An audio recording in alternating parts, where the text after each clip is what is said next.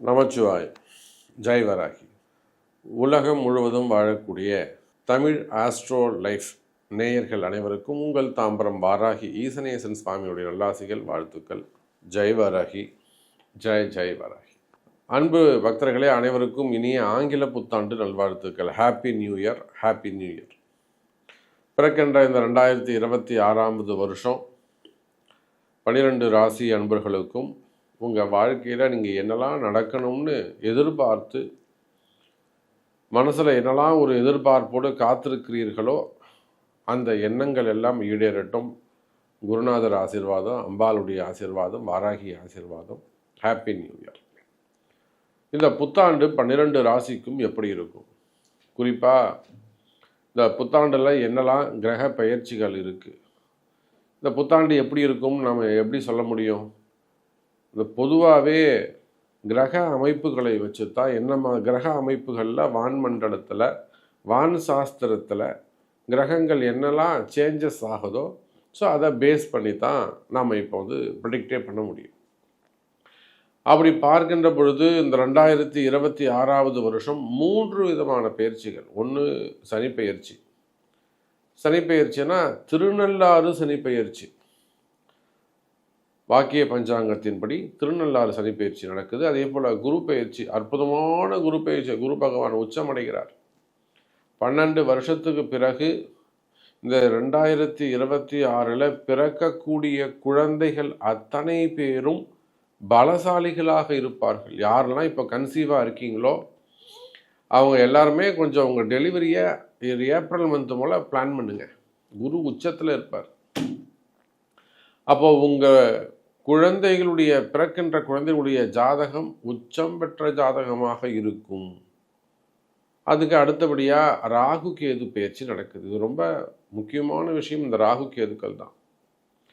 அப்போ எப்படி பார்த்தாலும் 3 விதமான பயிற்சி, 3மே பெரிய கிரகங்கள், முக்கூட்டு கிரகங்கள்ன்ற மாதிரி 3மே பெரிய வருட கிரகங்கள்.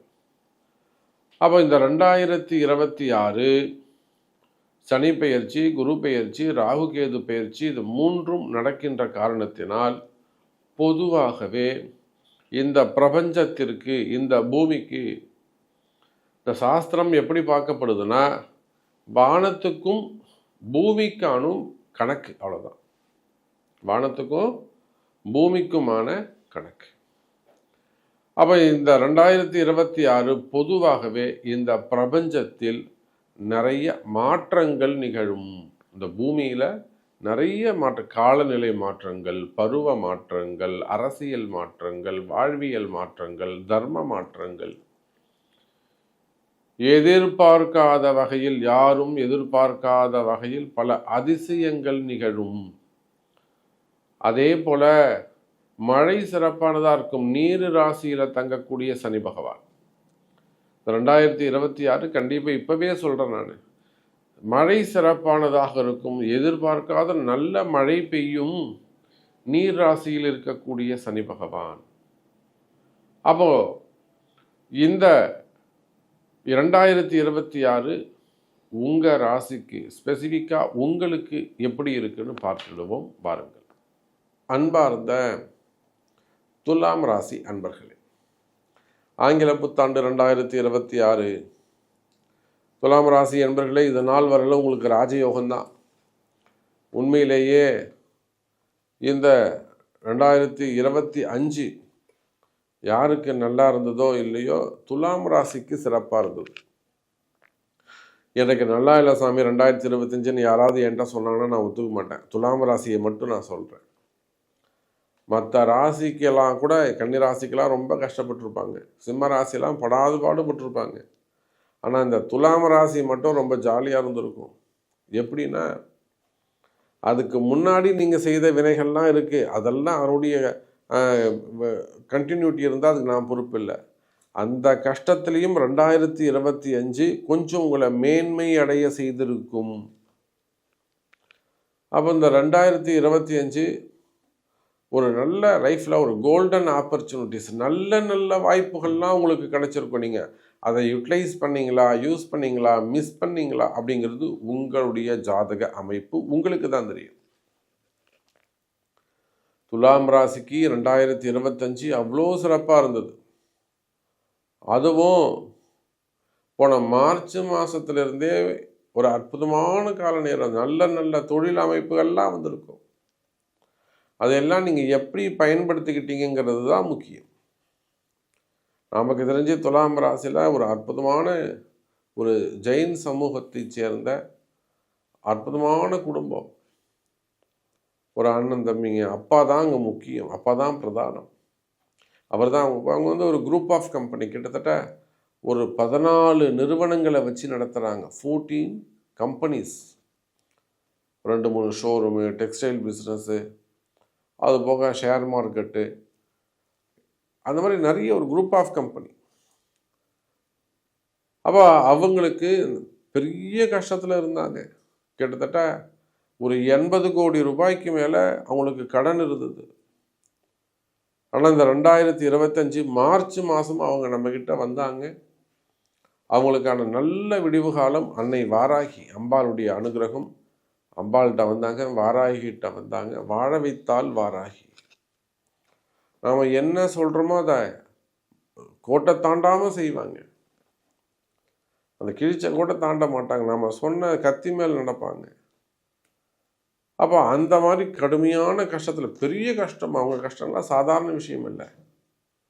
அது மாதிரி பெரிய துன்பத்தில் இருந்தவர்கள் கூட துலாம் ராசி என்று சொன்னால் அவங்கெல்லாம் இந்த 2025 சிறப்பாக இருந்தது. அதே போல் அரசியல் தலைவர்களுக்கு நல்ல ஆப்பர்ச்சுனிட்டிஸ் கிடைச்சிது.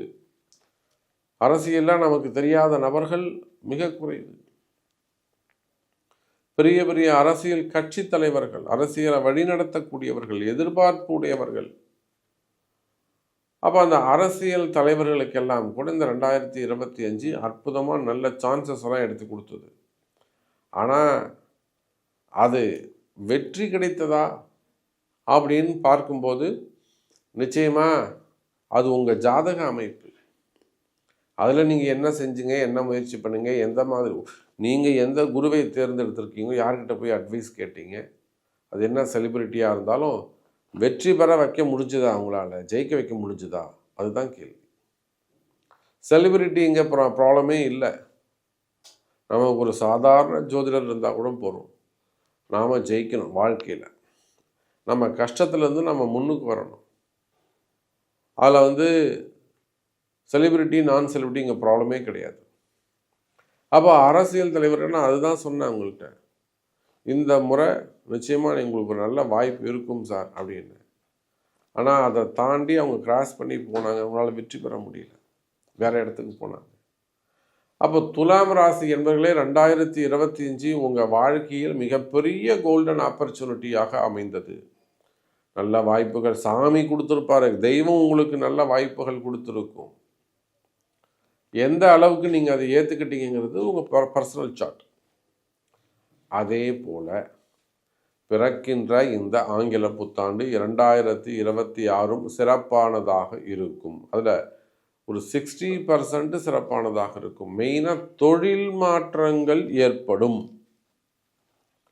நான் அதுதான் சொல்ல வந்தது. துலாம் ராசிக்கு தொழில் மாற்றங்கள் ஏற்படும். தொழில் மாற்றங்கள்லாம் என்னங்க, ரெகுலராக நீங்கள் செஞ்சுட்டு வர பிஸ்னஸ்லேருந்து வேறு பிஸ்னஸ் போவீங்க, இல்லைன்னா இந்த பிஸ்னஸ்க்கு ஹேண்ட் ஓவர் பண்ணுவீங்க, ஏன்னா லீஸுக்கு விடுவீங்க. ஸோ அந்த மாதிரி கொஞ்சம் ஈஸியாக ஏர்ன் பண்ணுறதுக்கான சான்சஸ் ஏற்படும். எளிமையான முறையில் வருமானங்கள் தடையில்லாமல் வந்து சேருவதற்கான வாய்ப்பை அள்ளித்தரக்கூடிய வருஷமாக இந்த 2026 அமைகிறது. எனதருமை துலாம் ராசி அன்பர்கள். அப்புறம் என்ன உங்களுக்கு கஷ்டம்? தடையில்லா வருமானம், தங்கு தடையில்லாத வருமானம். அப்போ தடையில்லாத வருமானத்தை தரக்கூடிய ஆண்டாக, வருஷமாக இந்த ஆங்கில புத்தாண்டு உங்களுக்கு அமைகிறது. அதே போல தான் வேலை வாய்ப்புகள் சிறப்பானதாக இருக்கும். மெயினாக ஜாப் ஆப்பர்ச்சுனிட்டிஸ் தான் ரொம்ப ரொம்ப ரொம்ப முக்கியம். அப்புறம்தான் திருஷ்டிகள். ஆனால் அந்த துலாம் ராசிக்கு திருஷ்டி ஓவராக இருக்குது. ஓவராக திருஷ்டி அதிகமாக இருக்குது. இன்னும் சொல்லப்போனால் செய்வினை கோளாறுகள் குடும்பத்திலேயும், குடும்ப விஷயங்களில் இருக்கலாம், வேலை செய்கிற இடத்துலையா இருக்கலாம், எனக்கு தெரிஞ்சு ஆஸ்பத்திரியில் ஒர்க் பண்ணக்கூடியவங்க டாக்டர்ஸ், அவங்களுக்கு அங்கே ஆஸ்பத்திரிலேயே அவங்களுக்கு உடம்பு சரியில்லாமல் போகுது. அப்போது இது எப்படின்னா ஜோதிடருக்கு நேரம் சரியில்லாமல் இருக்குன்ற கதையா? அப்போ தெய்வத்துக்கு நேரம் சரியில்லைங்கிற கதையா? அப்போது அந்தந்த தொழிலில் அந்தந்த அமைப்புகளில் வரக்கூடிய தடைகள் விலகும். மெயினாக துலாம் ராசிக்கு இருக்கக்கூடிய திருஷ்டிகள் விலகும். செய்வினை கோளாறுகள், மாந்திரிக தோஷங்கள், அந்த மாதிரிலாம் உங்களுக்கு இருக்கக்கூடிய எதிரிகளுடைய தொந்தரவுகள் குறையும். வருமானங்கள் அதிகரிக்கும், வரவு செலவுகள் அதிகரிக்கும், குடும்பத்தில் மகிழ்ச்சி, கடன் சுமைகள், கடன் பிரச்சனைகள் குறையும்.